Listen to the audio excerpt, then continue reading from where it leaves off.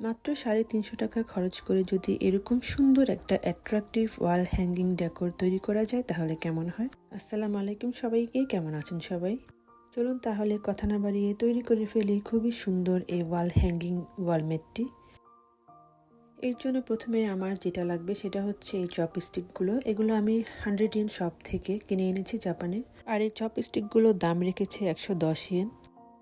এখন hot glue গান use করে আমি এরকম দুইটা করে চপস্টিকগুলোকে একটা একটু পিছনে আর একটা একটু সামনে রেখে এরকম ভাবে সবগুলোকে জোড়া লাগিয়ে নিচ্ছি।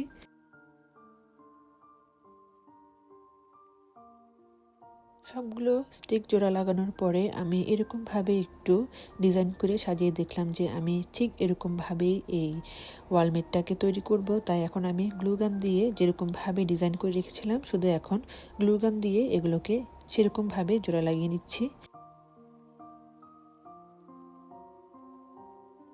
ক্রাফটিং কোনো কিছু তৈরি করার আগে যদি আপনি তার একটা নির্দিষ্ট নকশা তৈরি করে রেখে দিতে পারেন, মানে সেটা কীরকমভাবে আপনি তৈরি করবেন, তাহলে পরবর্তীতে দেখা যায় সে কাজটা করতে অনেকটাই সহজ হয়ে যায়। স্টিকগুলো সবগুলো জোড়া লাগানো হয়ে গেলে এবার আমি ব্ল্যাক কালার দিয়ে স্টিকগুলোকে এরকম কালার করে নিচ্ছি। আমি এখানে অ্যাক্রিলিকের যে কালারগুলো আছে সেগুলো ইউজ করেছি। কালার হয়ে যাওয়ার পরে এটাকে কিছুক্ষণ সময়ের জন্য ড্রাই হওয়ার জন্য রেখে দিয়েছি। এই স্টিকগুলোর উপরে একটু ডিজাইন করার জন্য আমি এখানে অ্যাক্রিলিক মিরর ওয়াল স্টিকারগুলো অনলাইন পেজ থেকে 240 ইয়েন দিয়ে কিনে এনেছি। মিররগুলোকে এবারে আলাদা করে নিলাম সবগুলোকে একটা থেকে একটা।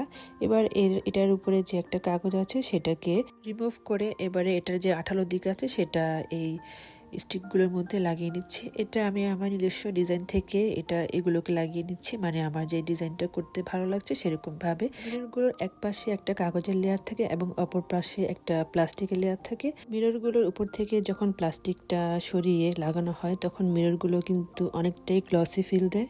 সামনাসামনি বসে যখন আপনি এগুলো লাগাবেন তখন এগুলো দেখতে এতটা সুন্দর লাগে যে মানে এগুলো থেকে চোখ ফেরানোই যায় না। এবার আমি আমার পছন্দ মতো যেখানে মিররগুলো রাখলে কোন জায়গায় রাখলে সুন্দর লাগবে দেখতে সেরকম ভাবে এগুলোকে একটার পর একটা সেট করে নিচ্ছি। ছোট থেকে বড় মাঝারি সবগুলো সাইজের মিররকে এরকম ভাবে লাগিয়ে নিচ্ছি।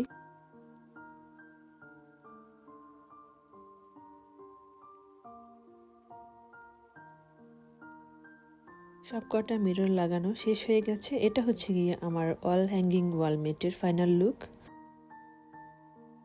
সত্যি বলছি এটা এক কথায় অসাধারণ লাগছিল। ওয়ালে লাগানোর পর তো ওয়ালের যে লুকটা আছে সেটা পুরোপুরি চেঞ্জ হয়ে গেছে। আপনাদের কাছে কেমন লেগেছে আমার আজকের ক্রাফটিং এর কাজটি তা অবশ্যই আমাকে জানাতে ভুলবেন না। আর সবাই ভালো থাকবেন। আল্লাহ হাফেজ।